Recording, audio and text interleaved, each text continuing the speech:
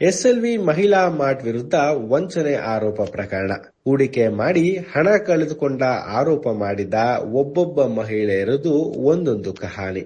ಒಂದಷ್ಟು ಜನ ಕುಟುಂಬಕ್ಕೆ ತಿಳಿಯದ ಹಾಗೆ ಹಣ ಹೂಡಿಕೆ ಮಾಡಿದ್ರೆ, ಇನ್ನೊಂದಷ್ಟು ಜನ ಗಂಡನಿಗೆ ಗೊತ್ತಿಲ್ಲದ ಹಾಗೆ ಮನೆ ಪತ್ರವನ್ನ ಬ್ಯಾಂಕ್ನಲ್ಲಿ ಹಣ ಇಟ್ಟು ಲೋನ್ ಅನ್ನ ತಂದು ಹೂಡಿಕೆಯನ್ನ ಮಾಡಿದ್ದಾರೆ. ತನ್ನ ಹಣ ಹೋಗೋದ್ರ ಜೊತೆ ಸ್ನೇಹಿತೆಯರಿಂದಲೂ ಲಕ್ಷ ಲಕ್ಷ ಹಣವನ್ನ ಹೂಡಿಕೆ ಮಾಡಿರ್ತಕ್ಕಂತಹ ಮಹಿಳೆಯರು ಈಗ ಕೊಟ್ಟ ಹಣವನ್ನ ಕಳೆದುಕೊಂಡು ಬೇರೆ ದಾರಿ ಇಲ್ಲದೆ ಕಂಪನಿಯ ದಾರಿ ಹಿಡಿದಿರ್ತಕ್ಕಂತಹ ಮಹಿಳೆಯರು. ಹಣ ಕೊಟ್ಟು ವಂಚನೆಯಾಗಿದೆ ಎಂದು ಗೊತ್ತಾಗಬಾರದೆಂದು ಮುಖ ಮುಚ್ಚಿಕೊಂಡು ಕಂಪನಿ ಮುಂದೆ ಹಲಿದಾಡ್ತಾ ಇದ್ದಾರೆ.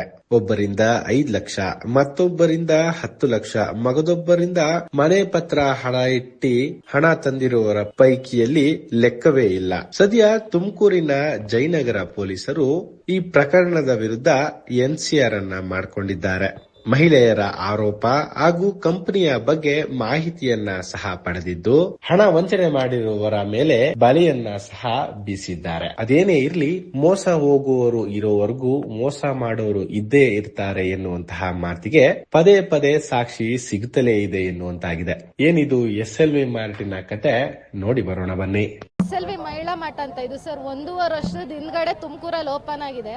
ಬಟ್ ಇದಕ್ಕಿಂತ ಮುಂಚೆ ಬೆಂಗಳೂರಲ್ಲಿ ಓಪನ್ ಆಗಿತ್ತು ಒಂದು ಬ್ರಾಂಚ್. ಇಲ್ಲಿ 1.5 ವರ್ಷದಿಂದ ಓಪನ್ ಆಗಿರೋದು ನನಗೆ ಈಗ 4 ತಿಂಗಳಿಂದ ಗೊತ್ತಾಗಿರೋದು ಸರ್. ಯಾಕಂದ್ರೆ ಇಲ್ಲಿ ದೊಡ್ಡ ದೊಡ್ಡ ಬೋರ್ಡ್ಗಳು ಹಾಕಿದ್ರು, ವರ್ಕ್ ಫ್ರಮ್ ಹೋಮ್ ಜಾಬ್ ಅಂತ. ಆಮೇಲೆ ಯೂಟ್ಯೂಬ್, ಇನ್ಸ್ಟಾಗ್ರಾಮು, ಆಮೇಲೆ ಎಲ್ಲ ಕಡೆನೂ ಸೋಷಿಯಲ್ ಮೀಡಿಯಾ ಎಲ್ಲೆಲ್ಲಿ ಇದೆ, ಫೇಸ್ಬುಕ್ ಎಲ್ಲ ಕಡೆನೂ ಹಾಕಿದ್ರು ವರ್ಕ್ ಫ್ರಮ್ ಹೋಮ್ ಜಾಬ್ ಅಂತ. ಇಲ್ಲಿ ಬಂದು ವಿಚಾರಿಸಿದಾಗ ಫಸ್ಟ್ ಇನ್ವೆಸ್ಟ್ಮೆಂಟ್ ಮಾಡಿದ್ರೆ ದುಡ್ಡು ಕೊಡ್ತೀವಿ, ಅಂದ್ರೆ ವರ್ಕ್ ಫ್ರಮ್ ಹೋಮ್ ಜಾಬ್ ಕೊಡ್ತೀವಿ.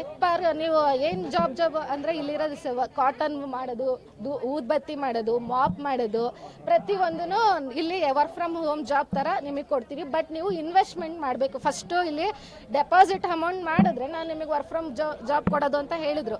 ನಾವು ಅದಕ್ಕೆ ಫಸ್ಟ್ ಹೇಗೆ ಮಾಡೋದು ಏನು ಅಂತ ಎಲ್ಲ ಕೇಳಿದಾಗ, ಸೊ ಇದು ಗೌರ್ಮೆಂಟ್ ಸರ್ಟಿಫೈಡ್ ಕಂಪ್ನಿ ಅಂತ ಎಲ್ಲ ಒಳಗಡೆ ಬೋರ್ಡ್ ಹಾಕೊಂಡಿದ್ರು ಸರ್.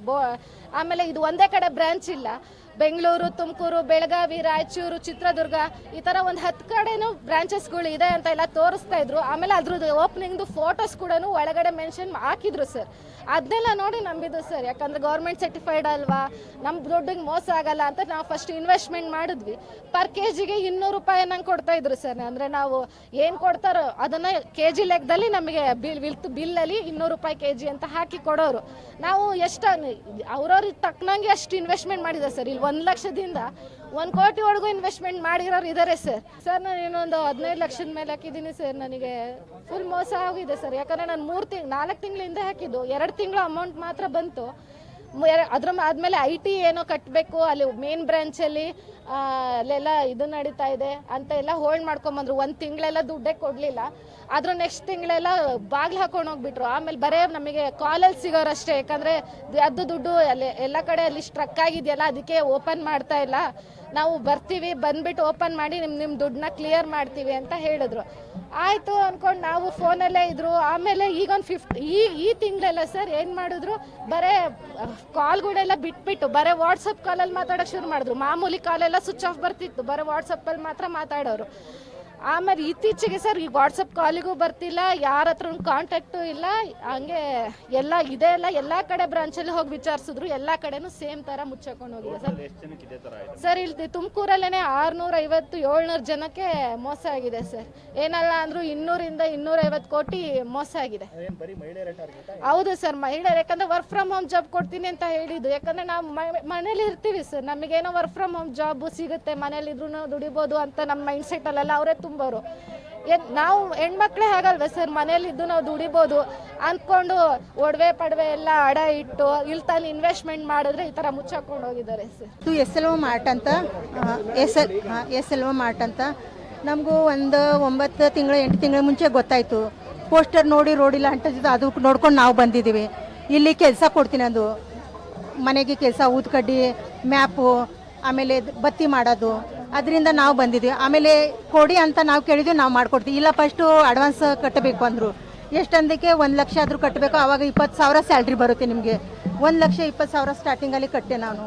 20,000 5 ತಿಂಗಳು ಬರ್ತಿತ್ತು.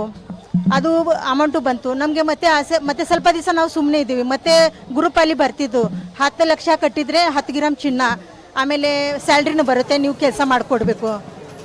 ಅದರಿಂದ ನಾವು ಮನೆ ಮೇಲೆ ಲೋನ್ ತೊಗೊಂಡು ನಾನು ದುಡ್ಡು ಹಾಕಿದೆ. ಯಾವುದು ಒಂದು ಸ್ಯಾಲ್ರಿನೂ ಬಂದಿಲ್ಲ, ಏನೂ ಇಲ್ಲ. ನಮಗೆ ಕೆಲಸನೂ ಕೊಟ್ಟಿಲ್ಲ.